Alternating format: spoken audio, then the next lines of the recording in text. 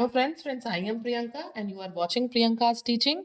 Friends, today I am going to explain you a poem given in the book of class 5, James English Reader, Silver Jubilee edition by Ratna Sagar.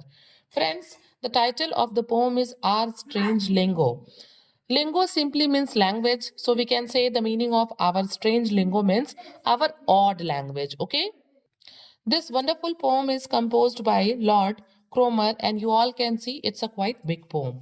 Okay, friend, basically this poem shows inconsistency of English language. ये poem हमें दिखाता है कि English language जो है उसमें कितनी inconsistency है, कैसे जो words हैं उनके प्रोनाउंसिएशन चेंज्ड हैं। बिल्कुल वो देखने में पेपर पे एक जैसे लगते हैं, ऑलमोस्ट वो सेम है, लेटर्स ऑलमोस्ट सेम है, बट उनका जो प्रोनाउंसिएशन है वो एंटायरली डिफरेंट है। Okay, if we will talk about the rhyming scheme, you all can say, see, speak rhymes with freak, true with few, words, heard with word, low with foe, and lose with choose. Means the rhyming scheme is A, B, B, C, C. Okay, now I am going to explain you the poem line wise, so please be with me and let's start. When in the English tongue we speak, why is break not rhymed with freak? यहाँ पे जो poet है वो कहते हैं कि जब भी हम इंग्लिश बोलते हैं ना तो ऐसा क्यों होता है कि वर्ड्स जो है वो ऑलमोस्ट सेम होते हुए एक दूसरे से राइम नहीं करते। Why is break not rhymed with freak?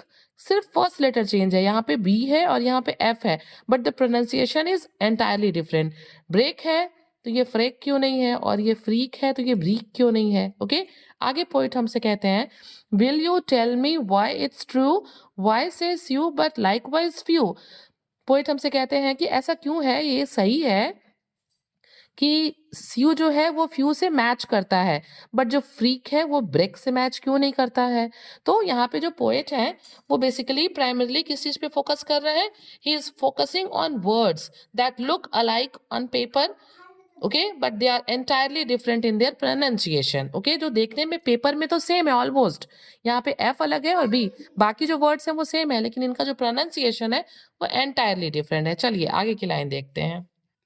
And the maker of the words cannot rhyme his horse with words. यहाँ पे पोइट कहते हैं कि इस भाषा को बनाने वाले, इन वर्ड्स को जो बनाने वाले हैं, वो क्यों जो है हॉर्स को वर्ड्स से राइम नहीं करा पाते हैं, जबकि हॉर्स और वर्ड्स पे सिर्फ फर्स्ट लेटर है जो डिफरेंट है।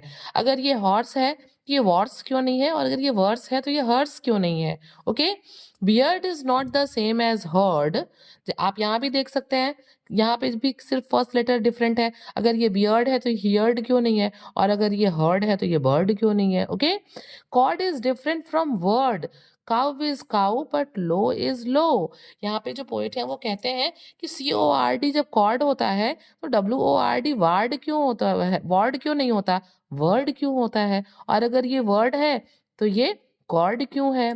Cow is cow but low is low. यहाँ पे पोएट कहते हैं कि COW काउ है तो LOW लाउ होना चाहिए ना, तो अगर काउ काउ है तो लो लो क्यों है, लाउ क्यों नहीं है। शू इज नेवर राइम्ड विद फो, और वो कहते हैं कि SHOE शू है तो FOE फू क्यों नहीं है, वो फोए क्यों है। Okay, think of hose, dose and lose. फिर वहां पे कहते हैं कि होज और डोज तो ठीक है, फिर ये लूज क्यों है, ये क्यों जो है डोज की तरह लोज क्यों नहीं है, ये लूज क्यों हो जाता है। And thing of goose and yet with choose. फिर वो कहते हैं कि यहाँ पे देखिए गूज और चूज तो राइम करते हैं, तो फिर यहाँ पे हॉज डॉज और लॉज क्यों नहीं है, लूज क्यों है।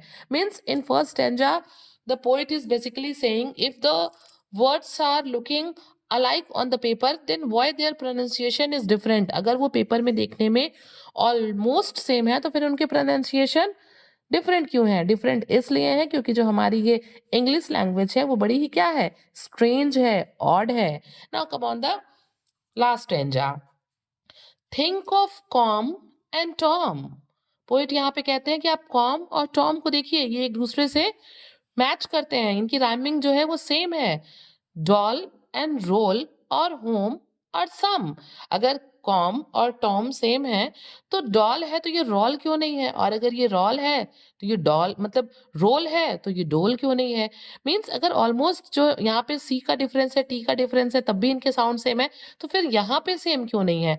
अगर ये होम है तो ये सोम क्यों नहीं है, और अगर ये सम है तो ये हम क्यों नहीं है। मीन्स पोएट इज सेइंग कि अगर एक जगह पे ये राइम मैच कर रहे हैं तो फिर दूसरी जगह क्यों नहीं।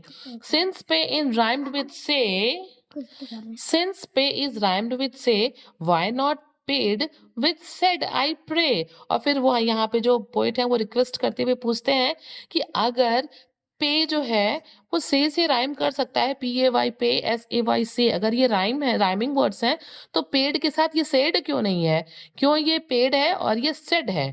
Okay, think of blood food and good. और पोएट फिर आगे कहते हैं कि यहाँ भी डबल OD है, यहाँ भी डबल ODD है, यहाँ भी डबल OD है।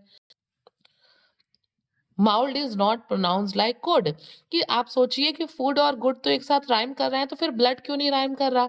अगर ये माउल्ड है तो ये काउल्ड क्यों नहीं है, और अगर ये गुड है तो ये मुड क्यों नहीं है। ठीक है, where for done but gone and loan.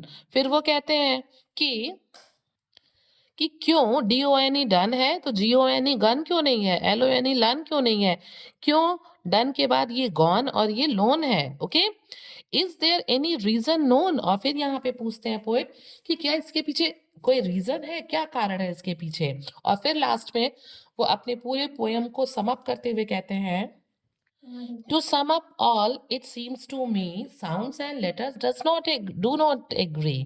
और फिर यहाँ पे पोइट कहते हैं कि इस पूरे पोयम को पढ़ने के बाद, सारे वर्ड्स को देखने के बाद, इंग्लिश लैंग्वेज से गो थ्रू होने के बाद मुझे ये समझ में आता है ओवरऑल कि ये जो साउंड है और ये जो लेटर्स हैं इनकी आपस में एग्रीमेंट, सहमति नहीं है, इनकी आपस में बनती नहीं है। तो फ्रेंड हम बेसिकली कह सकते हैं कि ओवरऑल पोएट जो है वो इंग्लिश लैंग्वेज की बात कर रहे हैं, जो कि बहुत ही स्ट्रेंज है, ऑड है।